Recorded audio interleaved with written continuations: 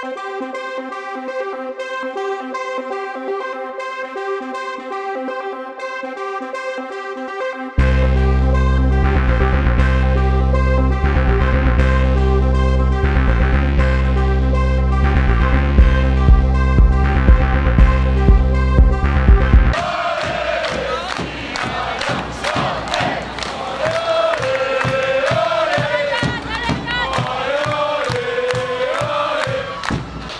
ouais, on a fait ce qu'on devait faire, c'est-à-dire qu'on voulait terminer la série ce soir, gagner ce soir pour ne pas jouer demain et puis passer en quart de finale.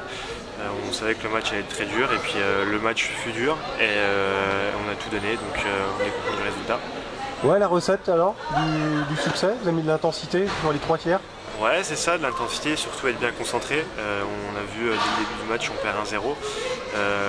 Voilà, c'est une petite erreur qui s'est passée, mais après tout de suite on a su avoir du caractère, revenir dans le match à 2-1 et puis on a battu le score et puis au fur et à mesure on a lâché les chevaux, on va dire, et puis on a réussi à marquer des buts et on a créé l'écart pour arriver à un score final de 5-4-2, 5-2 il me semble. 5-2, ouais. 5-2, voilà. Avec ce dernier but en cage vide. Toi personnellement, t'en marques un, tu te rappelles un peu de l'action? Est-ce que tu peux nous la raconter?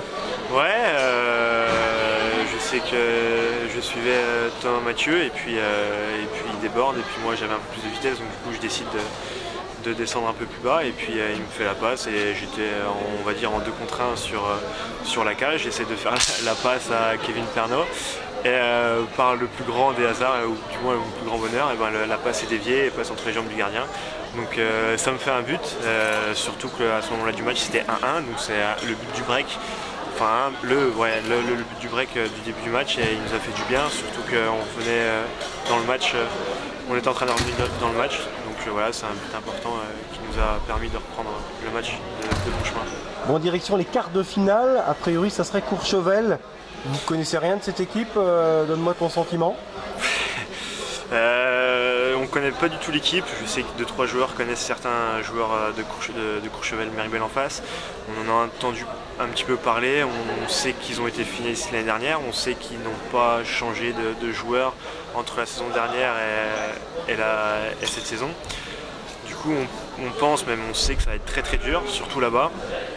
Et il va falloir encore monter notre niveau d'un cran. Personnellement, je m'attends à une bataille vraiment très dure. Ah oui, il y a une stabilité de ce groupe qui pourrait les aider pour trouver les automatismes. Heureusement que chez vous, ça n'a pas beaucoup bougé non plus. Ouais, c'est ça. Je pense qu'ils sont rodés à la D2. L'année dernière, ils ont fait finaliste. Cette année, ils ont le même groupe, donc forcément, ils savent jouer, ils ont de l'expérience.